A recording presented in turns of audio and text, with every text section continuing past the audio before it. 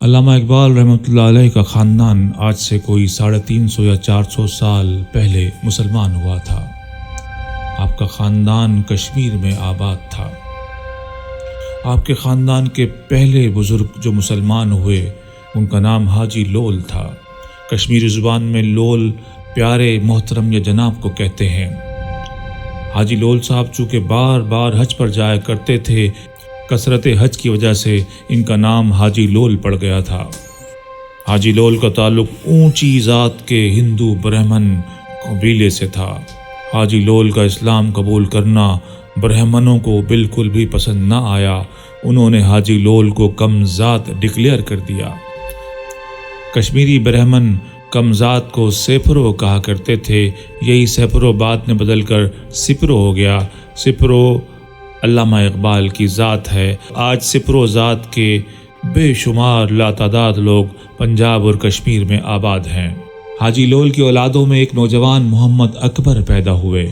محمد اکبر کے گاؤں میں ایک سید صاحب رہا کرتے تھے۔ لوگ ان پر طنز کرتے تھے کہ وہ اصل سید نہیں۔ علامہ اقبال رحمۃ اللہ علیہ کا خاندان آج سے کوئی 350 یا 400 سال پہلے مسلمان ہوا تھا۔ آپ کا خاندان کشمیر میں آباد تھا۔ آپ کے خاندان کے پہلے بزرگ جو مسلمان ہوئے ان کا نام حاجی لول تھا۔ کشمیری زبان میں لول پیارے، محترم یا جناب کو کہتے ہیں۔ حاجی لول صاحب چونکہ بار بار حج پر جایا کرتے تھے، کثرت حج کی وجہ سے ان کا نام حاجی لول پڑ گیا تھا۔ حاجی لول کا تعلق اونچی ذات کے ہندو برہمن قبیلے سے تھا۔ حاجی لول کا اسلام قبول کرنا برہمنوں کو بالکل بھی پسند نہ آیا۔ انہوں نے حاجی لول کو کم ذات ڈکلیئر کر دیا۔ کشمیری برہمن کم ذات کو سیپرو کہا کرتے تھے، یہی سیپرو بعد میں بدل کر سپرو ہو گیا۔ سپرو علامہ اقبال کی ذات ہے۔ آج سپرو ذات کے بے شمار لاتعداد لوگ پنجاب اور کشمیر میں آباد ہیں۔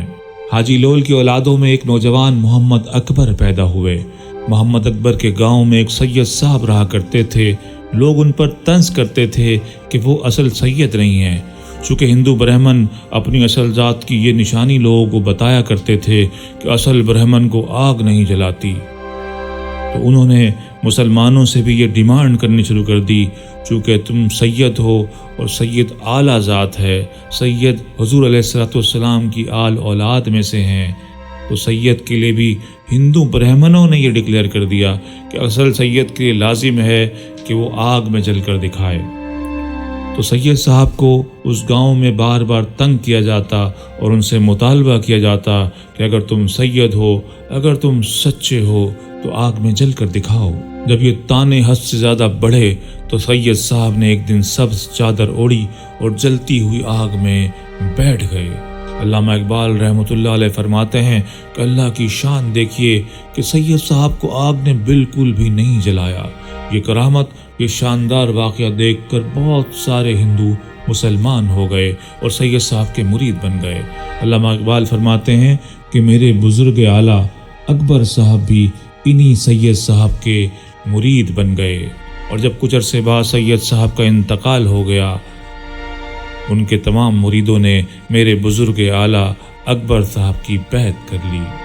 حاجی لول کا قبیلہ سپرو کشمیر میں دور دراز تک پھیل چکا تھا۔ اسی قبیلے کے ایک اور بزرگ شیخ محمد رفیق کشمیر سے ہجرت کر کے سیال کوٹ میں آباد ہوئے۔ کوٹ ہندی میں قلعے کو کہتے ہیں، اور چونکہ یہ قلعہ راجہ شال نے بنایا تھا، اس کا نام شال کوٹ پڑ گیا تھا، جو بعد میں کثرت استعمال سے سیال کوٹ ہو گیا۔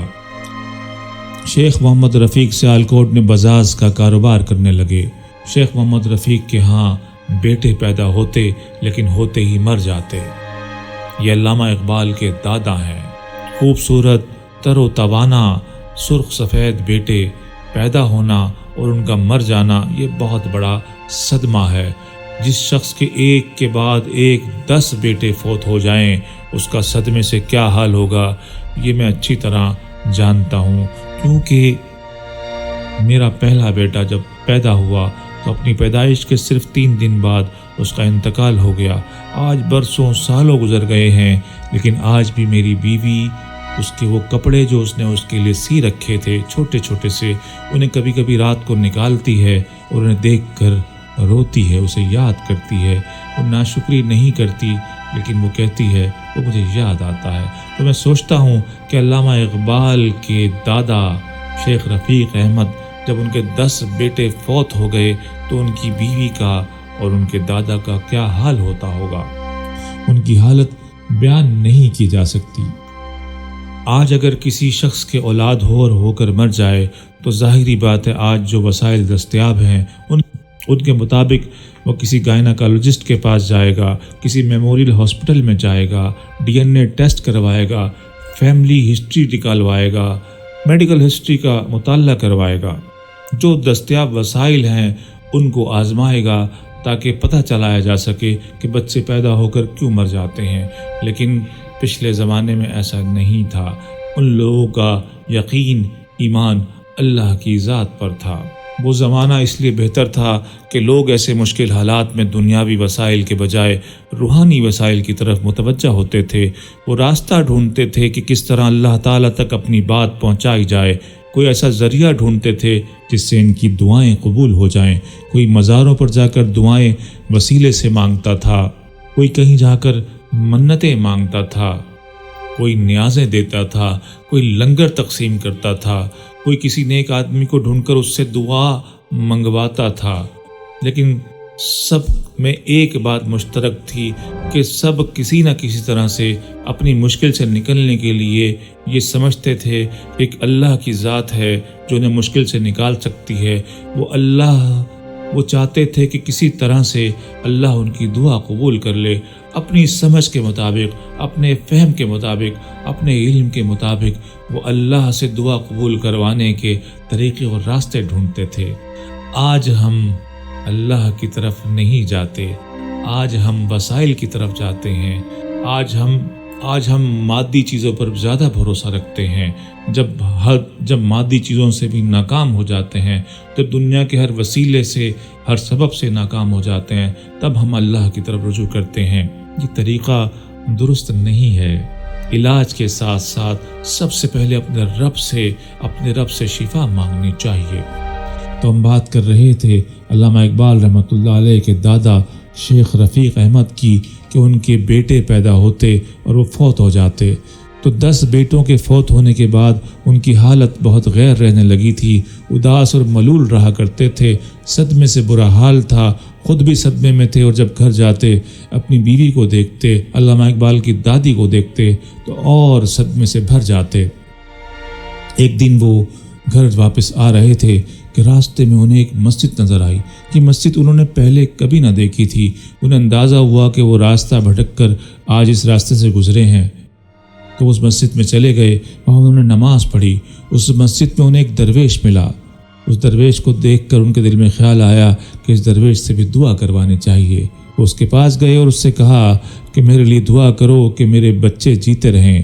درویش نے شیخ رفیق کو ایک نظر دیکھا اور شیخ رفیق سے کہا، حسد سے بچو، حسد سے بچو، حسد سے بچو۔ شیخ رفیق نے درویش کی یہ بات گرہ سے باندھ لی۔ اس کے بعد اللہ تعالیٰ نے ان کو 11واں بیٹا عطا فرمایا۔ وہ بہت خوش ہوئے۔ شیخ محمد رفیق سچے عاشق رسول تھے، صوفی تھے، وہ خلیفہ تھے، اپنے جد اعلیٰ اکبر صاحب کی خلافت ان کے پاس تھی، ولی کامل وہ خود بھی تھے۔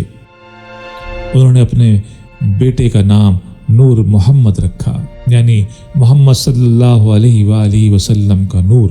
اور پھر چونکہ انہیں درویش کی بات یاد تھی کہ حسد سے بچو، تو انہیں معلوم اس زمانے میں آج بھی ہوتا ہے کہ کسی کے بہت زیادہ بیٹے ہوں تو وہ دوسرے لوگ جن کے زیادہ بیٹیاں ہوتی ہیں وہ حسد کرتے ہیں۔ تو انہیں محسوس ہوا چونکہ ان کے بیٹے ہوتے تھے اور ان کے اطراف میں کچھ ایسے لوگ ہیں جن کے ہاں بیٹیاں ہوتی ہیں، تو لہٰذا انہوں نے اپنے بیٹے کی پیدائش کو چھپایا اور مشہور کیا کہ ان کے ہاں بیٹی پیدا ہوئی ہے، اور اپنی بیوی سے کہا کہ اس کی ناک میں نتھ ڈال دو۔ جب اس بچے نے صحت پکڑ لی، سانسیں اچھی ہو گئیں، کچھ ماہ گزر گئے، تب اعلان کیا گیا कि ये बेटा है। चूँकि वो नथ डाली गई थी तो उसका नाम नत्थू पड़ गया। नत्थू कहते हैं जिस लड़के के बचपन में उसे नथ डाली गई हो नज़र से बचाने के लिए। तो अल्लामा इकबाल के दादा नूर मोहम्मद को बचपन नत्थू या नत्थू वाला कहा जाता था। शेख रफ़ीक अहमद के एक और बेटा हुआ, उसका नाम भी उन्होंने ग़ुलाम मोहम्मद रखा। पहले का नूर मोहम्मद और दूसरे का ग़ुलाम मोहम्मद। यानी कि हुज़ूर अलैहिस्सलाम की ज़ात से कैसी मोहब्बत इस ख़ानदान में रची बसी हुई थी। आज भी सियालकोट के म्यूनसिपल कॉरपोरेशन में अल्लामा इकबाल की पैदाइश के साथ जो इतला दर्ज है उसमें लिखा हुआ है कि नत्थू के यहाँ एक बेटा पैदा हुआ है जिसका नाम उन्होंने मोहम्मद इकबाल रखा है। हाँ, नत्थू, शेख नूर मोहम्मद को नत्थू कहा जाता था। तो ये थी अल्लामा इकबाल की नत्थू से ताल्लुक़ की वजह। अल्लामा इकबाल रहमतुल्लाह अलैह के बारे में मुस्तनद मालूमात और उनकी शायरी की दुरुस्त और मुदल्लिल तशरीह के लिए आप हमारा चैनल सब्सक्राइब कर सकते हैं। अगर आपको लगता है कि इस वीडियो में आपको अच्छी मालूमात मिली हैं तो आप इस वीडियो को भी लाइक कर सकते हैं। अस्सलामु अलैकुम व रहमतुल्लाहि व बरकातुहू।